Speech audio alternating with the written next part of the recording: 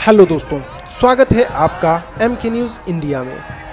दीन बचाओ देश बचाओ, मौलाना बोले जनता ने केंद्र को दिया 3 तलाक। जी हां दोस्तों, गांधी मैदान में उमड़ा लोगों का हुजूम। बिहार की राजधानी पटना के गांधी मैदान में दीन बचाओ देश बचाओ रैली का आज रविवार को आयोजन किया गया। इमारत शरिया और all India Muslim personal law board AIMPLB ने संयुक्त रूप से इस्लाम और राष्ट्र को खतरे में बताते हुए सड़क पर उतरने का ऐलान किया था। गांधी मैदान में इन रैली में लाखों मुसलमानों ने पहुंचकर इस रैली को सफल बनाया है। 3 तलाक से लेकर कानून व्यवस्था की स्थिति, संविधान और इस्लाम पर खतरे के मुद्दों पर AIMPLB और इमारत शरिया आक्रामक है और इन्हें मुद्दों के विरोध में इस रैली का ऐलान किया गया था। कार्यक्रम का उद्घाटन अमीर शरीयत मौलाना मोहम्मद वली रहमानी ने किया। कार्यक्रम का उद्देश्य हिंदू मुस्लिम सौहार्द और भाईचारे के खिलाफ खड़ी ताकतों के खिलाफ लोगों को सचेत करना है। इमारत शरिया के नाजिम अनीसुर रहमान कासमी ने कहा कि यह एक गैर राजनीतिक कार्यक्रम है और आग्रह किया कि इसे राजनीति से जोड़कर न देखा जाए। मौलाना उमरेन महफूज रहमानी ने कहा कि अररिया, फूलपुर और गोरखपुर में जनता ने केंद्र को 3 तलाक दे दिया है। उन्होंने कहा कि कौम कमजोरों की हिफाजत के लिए आगे आए। इस मौके पर अबू तालिब रहमानी ने कहा कि जिसका पिता मजबूत होता है उसके वंशज भी मजबूत होते हैं। उन्होंने आगे कहा कि 5 लाख मुस्लिम महिलाओं ने हस्ताक्षर कर केंद्र को सौंपा, फिर भी 3 तलाक बिल को लाकर सारी मसाइल के हल निकालने का दावा किया जा रहा है। हमें दीन और देश दोनों को बचाना है। देश के साथ साथ इस्लाम पर भी खतरा है। बोर्ड के महासचिव मौलाना वली रहमानी ने कहा कि हमने 4 साल इंतजार किया और सोचा कि बीजेपी संविधान के तहत देश चलाना सीख लेगी। उन्होंने आगे कहा कि मुसलमानों के पर्सनल लॉ पर हमला किया जा रहा है। हमें अपने लोगों और देशवासियों को बताना पड़ रहा है कि देश के साथ साथ इस्लाम पर भी खतरा है। जी हाँ दोस्तों, इसके साथ साथ सुरक्षा के भी किए गए हैं पुख्ता इंतजाम। कार्यक्रम के दौरान कोई अप्रिय घटना न हो, इसके लिए बड़े पैमाने पर सुरक्षा के इंतजाम किए गए हैं। सम्मेलन को शांतिपूर्ण तरीके से संपन्न कराने के लिए 5000 सुरक्षा कर्मी, 3000 दंडाधिकारी व 350 पुलिस पदाधिकारी की तैनाती की गई है। एम्बुलेंस के साथ साथ चिकित्सक भी तैनात किए गए हैं। तो दोस्तों, आगे देखिए लाइव वीडियो। आपको पल पल की खबर दिखाने के लिए हम तैयार हैं MK न्यूज़ इंडिया के माध्यम से पूरे गांधी मैदान का हर एक पल का रिपोर्ट। तो दोस्तों, बने रहे MK न्यूज़ इंडिया के साथ और हमारे इस चैनल को आपने अब तक सब्सक्राइब नहीं किए हैं तो प्लीज़ नीचे दिए गए लाल बटन को दबाकर सब्सक्राइब करें और बेल आइकन को दबा दें ताकि हमारी हर वीडियो की जानकारी, हर वीडियो की नोटिफिकेशन आपके मोबाइल में सबसे पहले मिलती रहे। तो दोस्तों, देखिए लाइव वीडियो।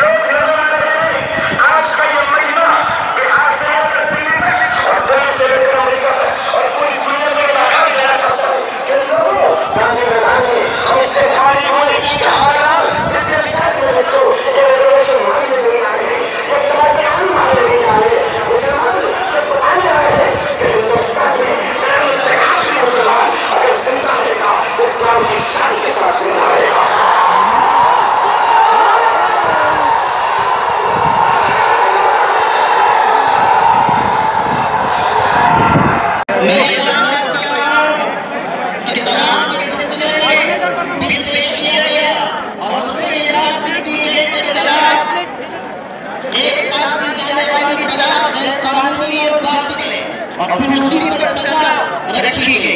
और फिर अभी मामला खत्म नहीं हुआ था कि एक नया मुद्दा उठा लिया गया, एक से ज्यादा शादी का और हलाला का। हालांकि ये कोई मसला नहीं है, मुसलमानों में एक से ज्यादा शादी का रुझान कम से कम है। इतने बड़े मजमे में भी आप तलाश करेंगे तो तबर्रुक के तौर पर ऐसे लोग मिलेंगे जिन्होंने 2 शादी की हो या 2 से आगे बढ़े हो। 2 से आगे तो आम तरीके पर लोग बढ़ते भी नहीं, इसलिए कि एक शादी के बाद दूसरी शादी की तमन्ना करने वाले जब दूसरा निकाह कर चुके हैं तो उसके बाद उनको गलती का एहसास होता है। मैं कहा कितना मजेदार तकरीर कि निकाह से पहले दूसरा निकाह करने वाले रोजाना जो दुआ करते हैं कि अल्लाह दूसरा निकाह करा दे, और जब हो जाता है तो फिर रोजाना जो तौबा करते हैं कि अल्लाह गलती हो गई माफ कर दे। तो आज कहाँ मुसलमानों में ऐसे लोग हैं, लेकिन आप इस इशू को लेकर हालांकि कितने गलत तरीके से पेश किया गया, मीडिया के लोग यहाँ मौजूद हैं। मैं साफ साफ कहना चाहता हूँ कि आपने भी बहुत गलत वक्त दिया गया। आपको नहीं कहा, आपको मालूमात नहीं थी तो आपको इस मसले पर नहीं कहना चाहिए। लेकिन एक ऐसी चीज जो इस्लाम में नहीं है उसे हलाला के नाम से आपने पेश किया है, किसने शरीयत पर पेश किया है उनको बताने की जरूरत नहीं है। लेकिन याद रखना कि बिकॉम मीडिया अगर इस शक्ल में सामने आता रहा तो आपका इख्तिलाफ बाकी रहेगा, ना आपका इख्तिलाफ।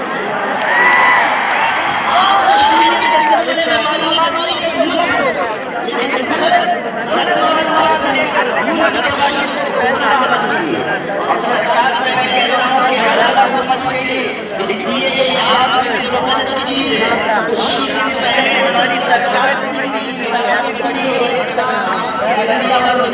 और हमारे देश के हमारे हिंदू भाई हमारे भाई हैं, हम मोहब्बत के साथ उनका दिल कल भी जीते थे, आज भी जीतेंगे इंशाअल्लाह। ठीक रहिए, हम हैं एकदम पीछे बीच में। ये बाएं जानिब जो बैरिकेडिंग बनी हुई है, अल्लाह के वास्ते आप लोग अदब का मुजाहरा कीजिए और जो मुकर्रिर तकरीर करते हैं उनको सुकून से सुनिए।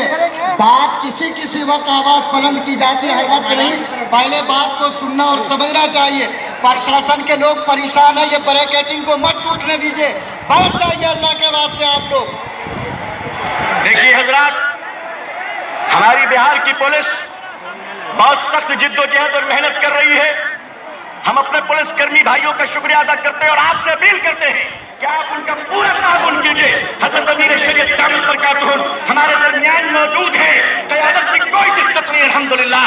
बस आप सुकून से रहें, आज की ये गर्मी बर्दाश्त करना, कल मैदान हश्र में इंशाअल्लाह अपने नबी की शिफाअत की बरकत से अल्लाह की जन्नत में जाने का सबब बनेगा इंशाअल्लाह।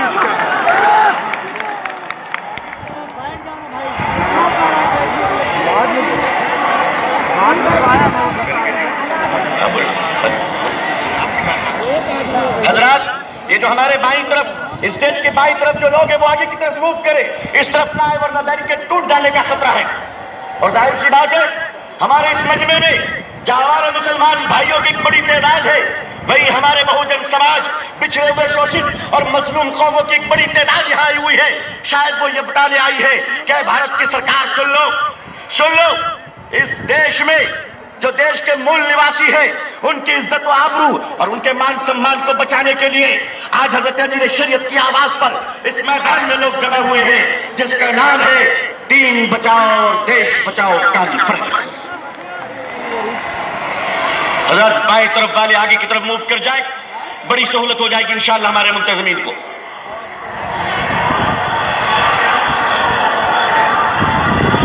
और देखिए कोई गिरे नहीं, और जो खड़े हैं वो बैठ जाए, आगे भी जगह नहीं है। हर दरवाजे ब्लॉक हो चुके हैं।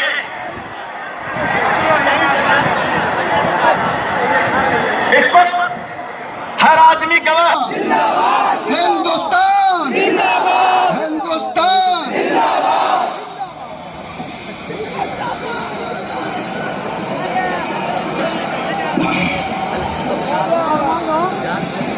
साथियों, आज आप इस गांधी मैदान में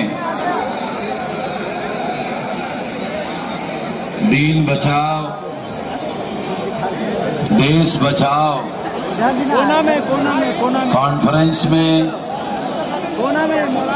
रैली में आप सभी लोग बिहार के कोने कोने से यहाँ आए हुए हैं। सबसे पहले आपके आने के लिए मैं आप लोगों का शुक्रिया अदा करता हूँ।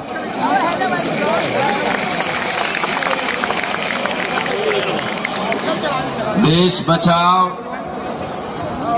और दीन बचाओ की ये जो कॉन्फ्रेंस है, देश में ऐसे हालात में हो रही है, उस हालात को जो देश में पैदा की गई है, जानबूझकर हालात पैदा किए गए हैं, उस हालात को समझना होगा, उस हालात को जानना होगा, उस परिस्थिति को जानना होगा। यदि आप उस परिस्थिति को बदलना चाहते हैं, यदि आप उस हालात को बदलना चाहते हैं, तो सबसे पहले आपको उस हालात को जानना होगा, उस हालात को, उस परिस्थिति को जानना होगा। साथियों, 26 जनवरी 1950 को जब देश में संविधान पर अमल शुरू हुआ और संविधान पर अमल शुरू होने के बाद 1952 को जब पहले ही लोकसभा का चुनाव हुआ, उस चुनाव में पंडित जवाहरलाल नेहरू ने 3.5% ब्राह्मणों को 60% टिकटें दी और 47% ब्राह्मण भारत के संसद पर काबिज करवाया। अभी तक बहुत सारी तकरीरें आपने सुनी। अभी जो बात मैं आप लोगों को बता रहा हूं कि आज देश के हालात बने हैं ऐसे, क्यों बने हैं, उस परिस्थिति को जानना होगा, उस कारण को जानना होगा। आप बीमारी का इलाज करना चाहते हैं और कारण नहीं जानना चाहते, कैसे इलाज करोगे? तो कारण जानना होगा। कोई भी डॉक्टर जब उसके पास कोई मरीज जाता है तो जाते ही इंजेक्शन नहीं लगाता, पहले वो डायग्नोसिस करता है, उस बीमारी का कारण ढूंढने की कोशिश करता है, उसके बाद इलाज करता है। मैं वो डायग्नोसिस आपके सामने रखना चाहता, जिससे आप लोगों को पता चले कि देश के हालात ऐसे क्यों बने हैं, क्यों ऐसे परिस्थितियां बनी हैं। तो पहली लोकसभा का चुनाव